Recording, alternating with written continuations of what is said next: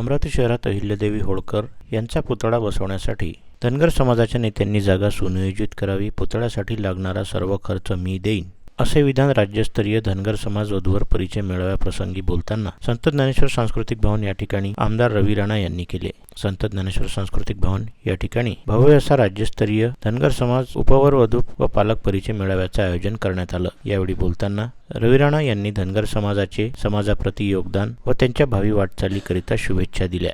या ठिकाणी आमच्या तालुक्याने सुद्धा अनेकदा मला मागणी केली की भाऊ, एखाद्या चौकामध्ये अहिल्यादेवीचा पुतळा असला पाहिजे, एखाद्या चौकाला नामकरण असलं पाहिजे, एखाद्या चौकाला नाव दिलं पाहिजे.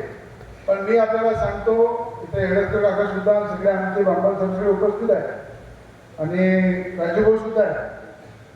थोडा पुढाकार घ्या. या अमरावती शहरामध्ये मॅक्झिमम चौकांना नामकरण करण्यासाठी, पुतळ्याचं सौंदर्यीकरणासाठी जिथे जिथे वाटलं तिथे मी नेहमी मदत केलेली आहे. जर अवघड साहेब आपण सगळ्यांनी मिळून जर पुढाकार घेतला डॉक्टर साहेब, तर मी नक्कीच अमरावती शहरामध्ये चांगला चौक त्या ठिकाणी आपण महानगरपालिकेच्या माध्यमातून अहिल्यादेवीचं नाव त्या चौकाला देऊ आणि त्या पुतळ्याला जोही खर्च लागेल तो मी द्यायला तयार.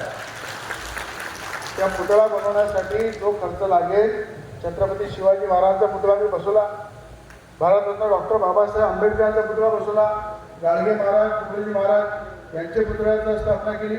जर अहिल्यादेवीचा जर पुतळा माझ्या हातात लागला तर ते माझं सौभाग्य राहील. तर मला तुम्ही जागा सुचवा, त्या जागेची मान्यता घेऊ आणि मान्यता घेऊन त्या ठिकाणी चांगला वैभवशाली पुतळा त्या ठिकाणी स्थापन करू, हे मी आपल्या सगळ्यांच्या वतीने या ठिकाणी सांगतो. त्याचप्रमाणे मला असं वाटतं की बाबा धनगर समाजाचं या जिल्ह्यामध्ये मोठं योगदान. आज रवी राणासारखा माणूस 4 वेळा आमदार होते, त्याच्यामुळे या समाजाचं सुद्धा मोठं योगदान आहे, म्हणून मी चौथ्यांदा आमदार आहे. आणि मी पाहिलं की माझ्या इलेक्शनमध्ये स्वतःच्या गाडीमध्ये पेट्रोल टाकून आणि स्वतः प्रचार करून माझ्यासाठी मतं मागणं. म्हणून मला असं वाटतं की धनगर समाज जरी हा असला तरी याच समाजाचा मी मूल्य आहे हा मी नेहमी समजतो. म्हणून या समाजासाठी जे जे करता येईल ते मी प्रामाणिकपणे करीन. पण या समाजाचं सुद्धा भवन झालं पाहिजे. अनेक समाजाचं भवन अमरावतीमध्ये आहे, अनेक समाजाच्या भवनासाठी मी मदत केली. पण या धनगर समाजासाठी सुद्धा जर जागा तुम्ही निवडली तर 50 लाख रुपयाचा निधी हा ठिकाणी पहिला तुमचा मुलगा तुमचा परिवार सदस्य म्हणून मी देणार, जेणेकरून एक चांगलं भवन आपल्या धनगर समाजाचं झालं पाहिजे. पुढच्या वेळेला अजून तुमचा प्रोग्राम राहील, मला तुम्ही विचारा की एवढं भवन झालं नाही, म्हणून आधीच सांगून देतो, जागा तुम्ही दाखवा, पैसे द्यायचं काम माझं आहे.